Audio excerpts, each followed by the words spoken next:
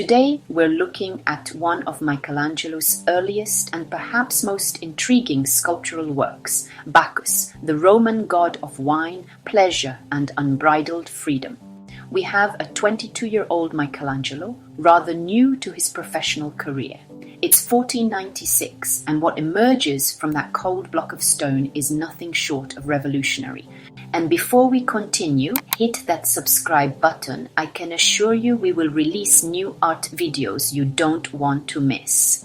This sculpture was commissioned by Cardinal Raffaello Riario, a man with high expectations and a deep appreciation for the classical past.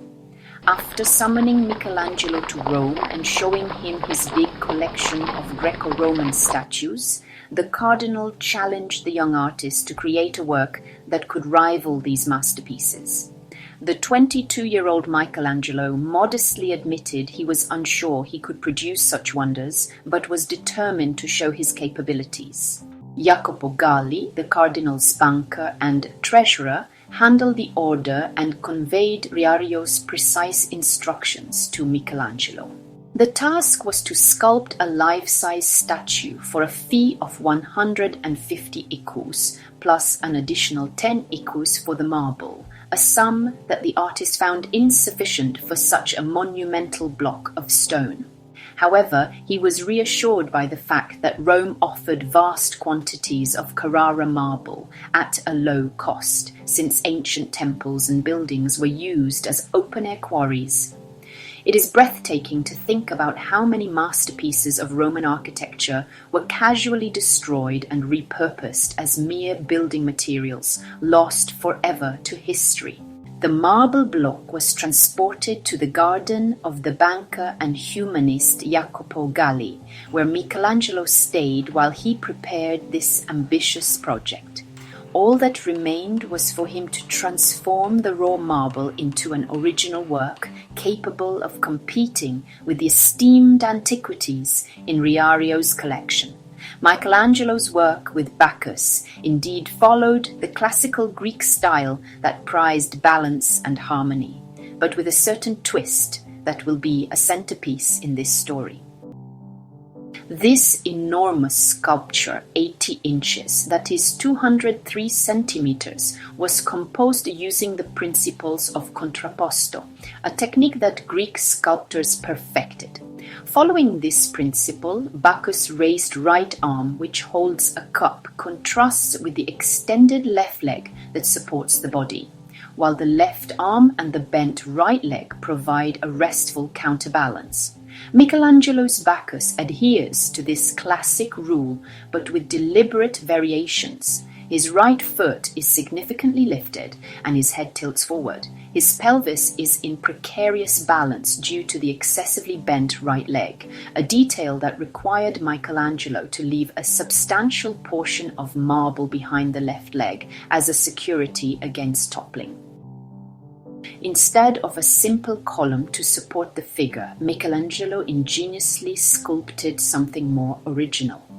Behind Bacchus, near his left leg, stands a small satyr mischievously munching on a cluster of grapes while gripping the god's thigh. So the satyr reinforces the sculpture's themes of indulgence and revelry at the same time as it is a stabilizing support for the sculpture. It ensured stability for the gigantic sculpture and contributed to the overall aesthetic of the work. When Cardinal Riario finally saw the completed Bacchus, his reaction was one of disappointment. "I don't like it," he declared. "It will never be part of my collection. His lasciviousness bothers me. He is soft, has no balance, and lacks elegance. He is not divine." The Cardinal did not appreciate that Michelangelo's departure from the rigid classical sculptures was intentional, but luckily it was instead purchased by the banker Jacopo Galli when Riario refused to pay for it. Galli had a private garden filled with ancient sculptures, and he also came to play a crucial role in supporting Michelangelo early in his career. And indeed, Michelangelo's Bacchus does not follow the clean, controlled lines of ancient perfection. Instead, it exudes a sense of life, a vitality tinged with imperfection and unpredictability. By relaxing the strict forms of ancient statues, Michelangelo had infused Bacchus with a natural human beauty. The work dares to portray a god not as an untouchable ideal, but as a being subject to the impulses of human nature. Let us look at the form. Bacchus is a sculpture in the round, designed to be experienced from every angle. Michelangelo intended for viewers to walk around the figure and discover new aspects with each step. The dynamic contours and interplay of light and shadow invite you to engage with the work as a living, evolving presence.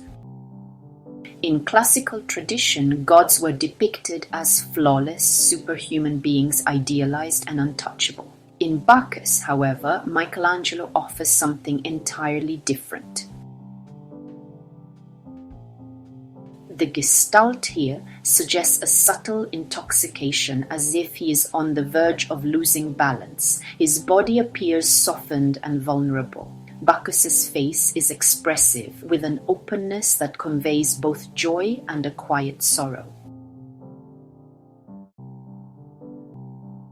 In his hands, Bacchus clutches a goblet, a symbol that invites us to partake in the pleasures and dangers of wine. The unsteady posture and slight twist of his body shows the reality of excess. Michelangelo does not present a deity in pristine, untouchable perfection. Instead, he is a being as susceptible to indulgence as any mortal, capturing the delicate balance between liberation and downfall.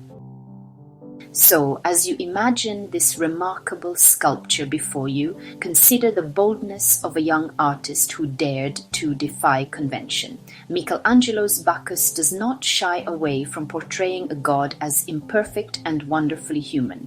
In this act of creative rebellion, Michelangelo for sure forged a new path for himself and also redefined sculptural art.